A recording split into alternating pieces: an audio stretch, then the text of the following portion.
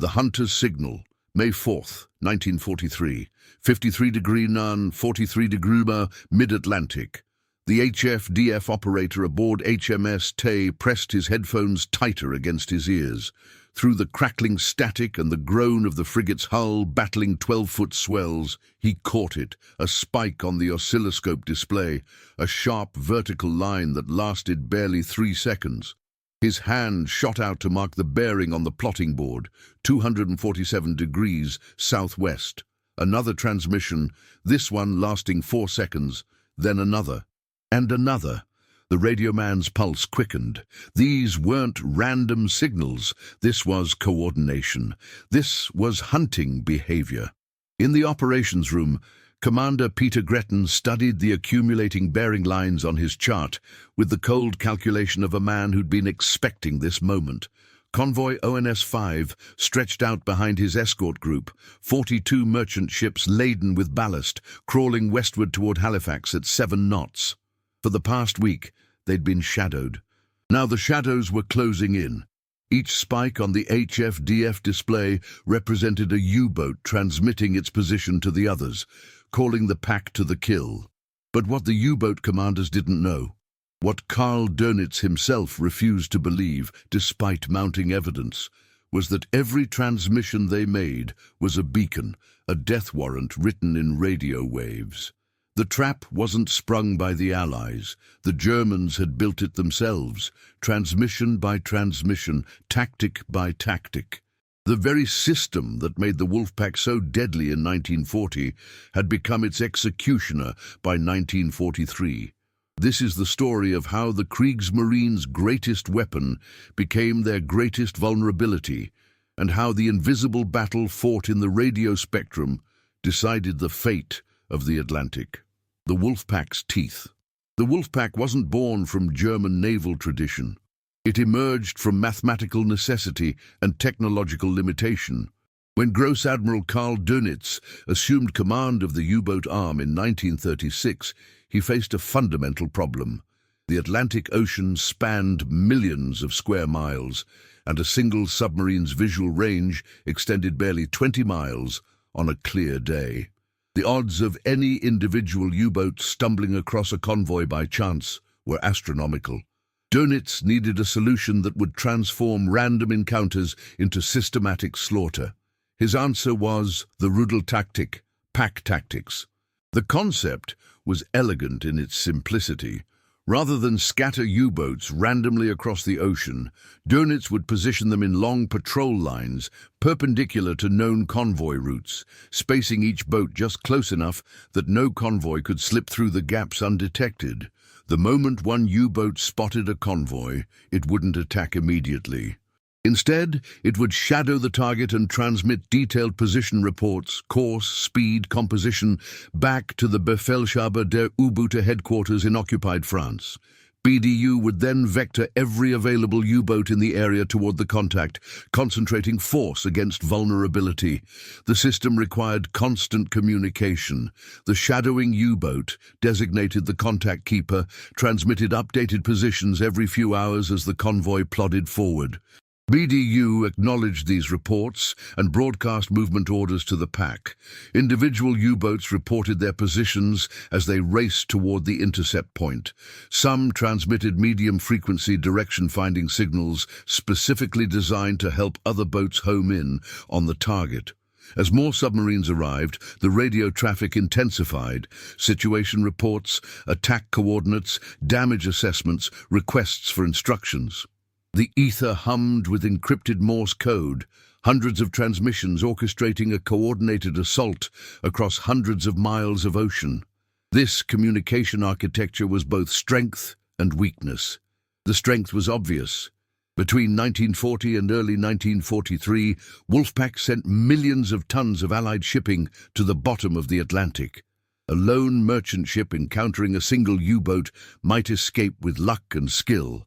A convoy facing 12 U-boats converging from multiple vectors, attacking on the surface under cover of darkness, had nowhere to run. The coordinated attacks were devastating, merchant ships exploding in sequence, escort vessels overwhelmed trying to defend too many targets simultaneously, survivors clinging to debris in freezing water while U-boats reloaded torpedoes for the next wave. But the weakness was fundamental and insurmountable. Every transmission was a shout in the darkness. German naval cryptographers had designed the Enigma machine to render messages unreadable, and they succeeded. For a time, Allied codebreakers struggled to decrypt U-boat communications quickly enough to matter tactically. But encryption made messages unreadable, not undetectable. Every time a U-boat surfaced to transmit, every time a radio man tapped out a position report in Morse code, the boat's antenna radiated electromagnetic energy in all directions. That energy traveled at the speed of light, propagating across the ocean's surface, touching every antenna within range.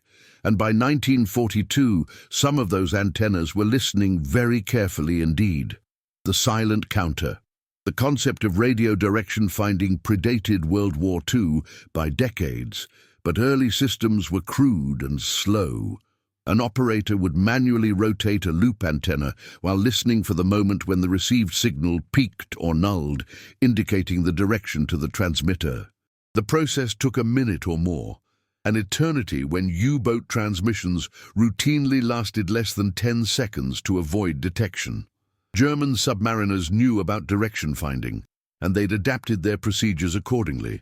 Surface at night, when detection was harder, transmit short pre-formatted messages, crash dive immediately after broadcasting. For years, it worked. What changed the equation was speed. British engineers at the Admiralty Research Laboratory developed a system that eliminated the mechanical rotation entirely. Instead of one antenna, the HF-DF set used multiple antennas arranged in specific patterns, feeding their signals into separate channels of an oscilloscope. When a transmission arrived, the slight differences in signal strength and phase between antennas created a visual pattern on the scope, an instantaneous bearing to the transmitter displayed as a glowing line on a screen. The operator simply read the angle. 3 seconds of transmission was enough. 2 seconds was workable. Even a 1-second burst could yield a bearing. Shore-based HF-DF stations were deployed first, forming a network across Britain and Iceland. When 2 or more stations detected the same transmission, triangulation could plot a U-boat's position to within a few dozen miles, sufficient for the Admiralty to reroute convoys around known Wolfpack patrol lines. But the real revolution came when engineers miniaturized the equipment enough to install it aboard escort vessels. By late 1942, several ships in most escort groups carried HF-DF sets, and by early 1943, it was standard equipment. The tactical implications were profound. An escort commander with HF-DF didn't need to wait for a submarine to attack. The moment a U-boat transmitted, whether shadowing from beyond visual range, coordinating with packmates, or reporting to BDU, the HF-DF operator obtained a bearing. The escort commander could immediately dispatch a destroyer racing down that bearing at 30 knots, forcing the U-boat to crash dive and lose contact with the convoy. Even if the destroyer didn't sink the submarine, the mission was accomplished. The shadower was blind underwater, unable to maintain contact or transmit updates, and the convoy could alter course to slip away. Multiple HF-DF-equipped escorts could triangulate positions with frightening accuracy, guiding coordinated attacks before U-boats even knew they'd been detected. Commander Peter Gretton understood this intimately. In early 1943, he commanded Escort Group B7, based at Londonderry and composed of destroyers, frigates and corvettes, tasked with shepherding convoys through the mid-Atlantic Gap, that 1,000-mile stretch of ocean beyond the range of land-based aircraft, where U-boats hunted with impunity. Gretton drilled his crews relentlessly on HF-DF procedures at Londonderry, running exercises until the process became instinctive: detection, bearing plot, immediate response. His flagship HMS Duncan and the frigate HMS Tay both mounted HFDF sets, giving B7 the capability to triangulate contacts and coordinate attacks. Gretton didn't know it yet, but he was about to need every advantage those sets could provide. The Gathering Storm BDU headquarters occupied a massive concrete bunker in Lorient on the French Atlantic coast. Inside, Karl Dönitz and his operations staff maintained a vast plotting table showing the estimated positions of every U-boat at sea, every known Allied convoy, and every engagement in progress. When decoded intelligence from the B-Dienst cryptanalysis service revealed convoy routes, Dönitz would position patrol lines to intercept. When a contact report arrived, staff officers would immediately calculate vectors and transmit movement orders to nearby boats. The system was centralized, efficient, and by the spring of 1943, increasingly desperate. Dönitz knew the Battle of the Atlantic had reached a critical phase. If the Wolfpacks could maintain their sinking rates, Britain would starve, and any invasion of Europe would become impossible. But if the Allies broke the U-boat stranglehold, Germany would face a two-front war with no hope of victory. In April 1943, Dönitz decided to make an all-out effort against the North Atlantic convoy routes. He assembled multiple Wolfpacks with evocative names, Star, Amsel, Specht, Fink, and positioned them in overlapping patrol lines spanning hundreds of miles. Nearly 60 U-boats were concentrated in the mid-Atlantic Gap, the largest concentration of submarine strength ever deployed against convoy traffic. Convoy ONS-5 departed Liverpool on April 21, 1943. The designation indicated a slow convoy traveling from Britain to North America. 42 merchant ships carrying ballast, sailing empty to Halifax, where they would load cargo for the return journey. Commander Gretton's B-7 escort group provided protection. The destroyers HMS Duncan and HMS Vidette, the frigate HMS Tay, and corvettes HMS Sunflower, HMS Snowflake, HMS Pink, and HMS Loosestrife. 2 rescue trawlers accompanied the convoy to pick up survivors when ships were torpedoed. It was a standard composition for April 1943, though notably well-trained and equipped with HFDF. The convoy immediately ran into foul weather.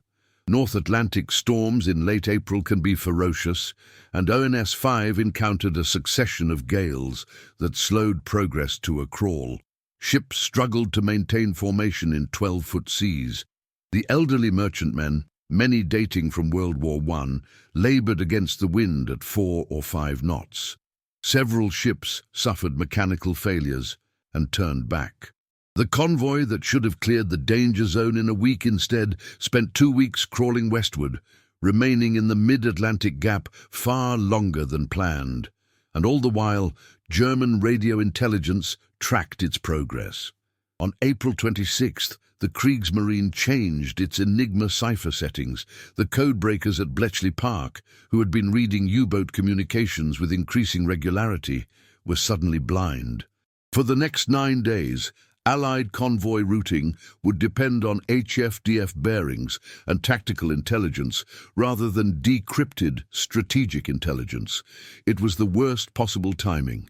BDU had positioned Wolfpack Star across ONS-5's projected course, 18 U-boats spread in a patrol line. On April 28th, contact was made. The Net Titan's U-710 spotted ONS-5 smoke on the western horizon just before noon on April 28th. The boat's commander resisted the urge to attack immediately. His orders were clear. He transmitted a contact report to BDU. Convoy sighted, course 240 degrees, speed 6 knots, position follows. The message took 8 seconds to send. Aboard HMS Duncan, Gretton's HFDF operator captured a bearing, 130 degrees, astern and to starboard. Gretton immediately detached a destroyer to sweep down the bearing line, forcing U-710 underwater and temporarily breaking contact. But the damage was done. The transmission had reached BDU and the trap was being sprung. Over the next 6 days, the dance of hunter and hunted played out across hundreds of square miles of storm-tossed ocean. U-boats from Wolfpack Star converged on ONS-5's track, soon joined by boats from Wolfpack Spect and Amsel.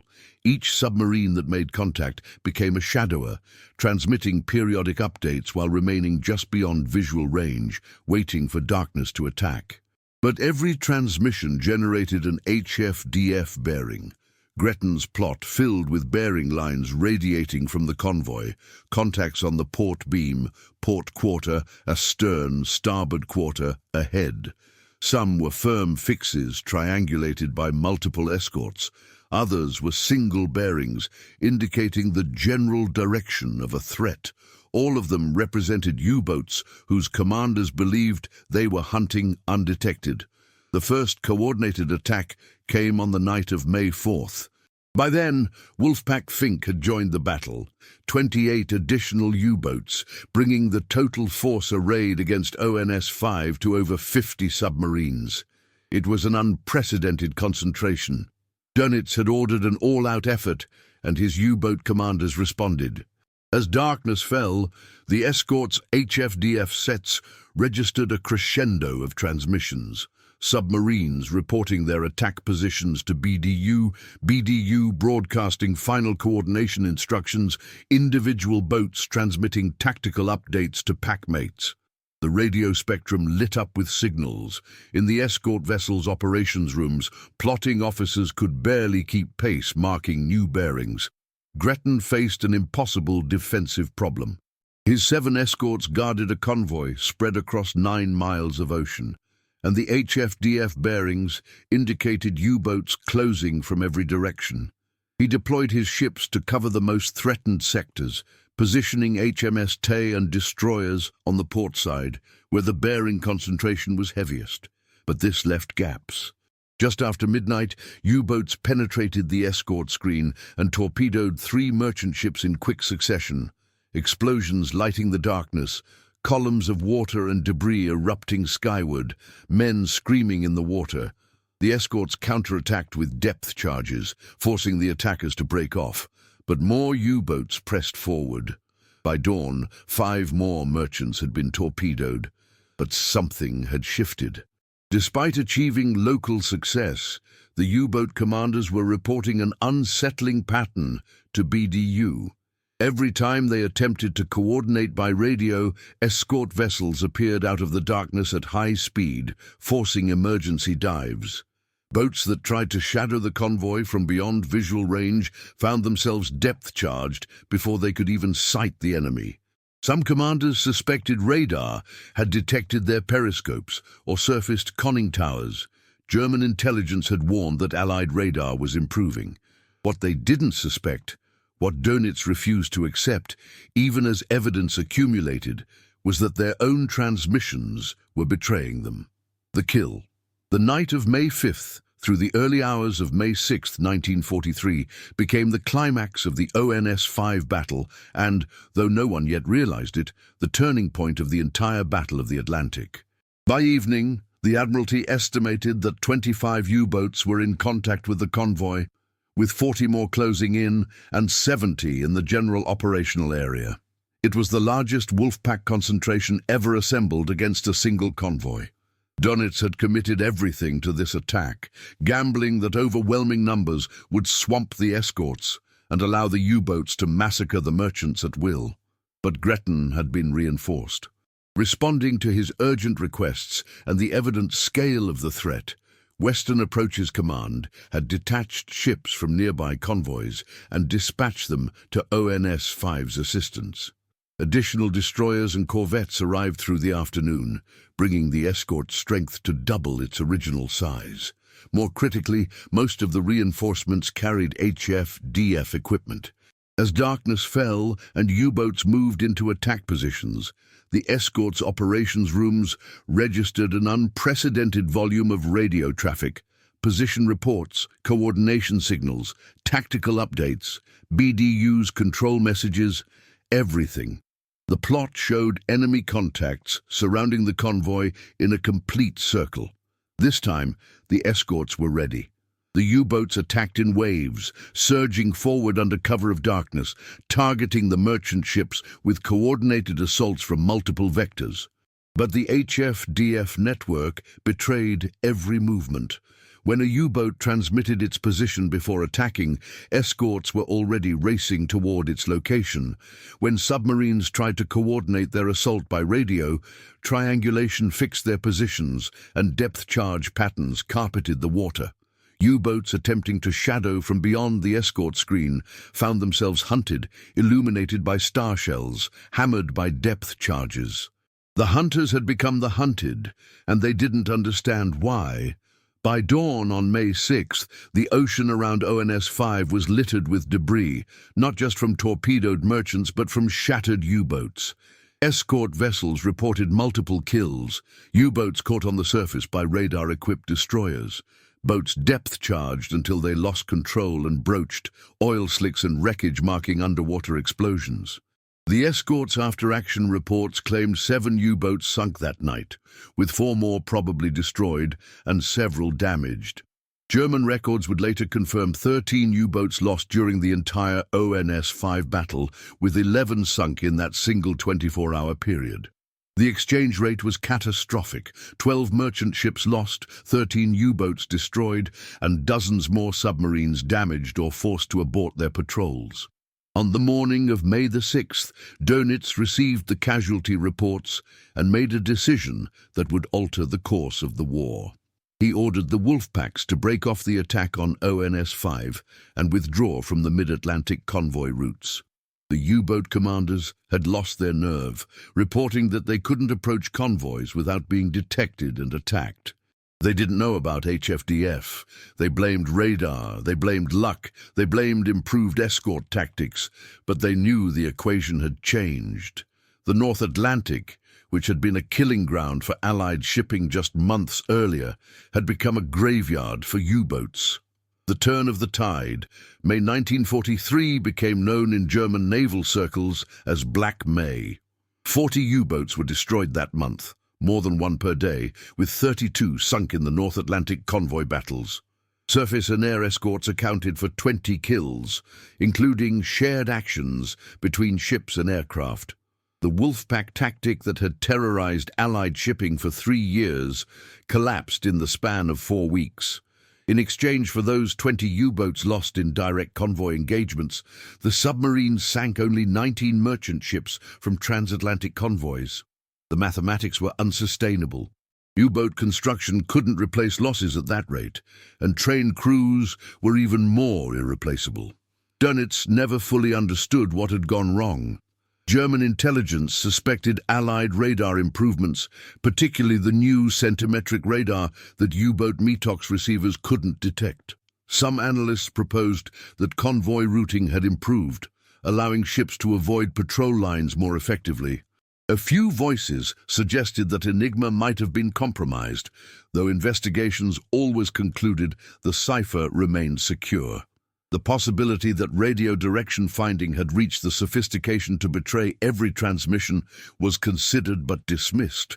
German technicians believed their own DF equipment represented the state of the art, and if they couldn't obtain instant bearings, surely the British couldn't either.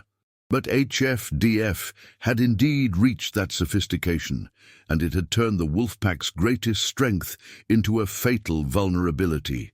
The tactic that required constant coordination by radio had created exactly the kind of electromagnetic signature that allowed Allied escorts to locate, track and kill submarines before they could even approach attack positions.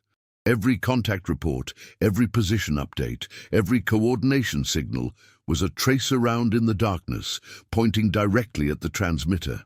Post-war analysis estimated that HFDF contributed to 24% of all U-boat sinkings during the war. The technology didn't win the Battle of the Atlantic alone. Improved escort numbers, better training, long-range aircraft, radar, code-breaking and industrial production all played crucial roles. But HFDF was the silent killer that made Wolfpack tactics obsolete. Commander Peter Gretton brought ONS-5 into Halifax on May 12th, exhausted and battered but victorious. He would go on to command more convoys, fighting off additional Wolfpack attacks with increasing ease as 1943 progressed. The escorts kept improving their HFDF procedures. The U-boats kept transmitting because they had no alternative, and the exchange rate kept favoring the Allies. By the summer of 1943, Germany had effectively lost the Battle of the Atlantic. The invasion of Europe became possible. The strategic situation shifted irrevocably in the Allies' favor. The irony is perfect and cruel. The Wolfpack needed radio coordination to be effective against convoys, but that radio coordination created the very vulnerability that destroyed the Wolfpack. The Germans built a trap, baited it with their own tactics, and walked into it willingly, transmission after transmission, battle after battle, until the Atlantic turned red with their blood. The hunter's signal became the prey's death warrant, and the war turned on the bearing of an oscilloscope display aboard a frigate fighting through a North Atlantic gale.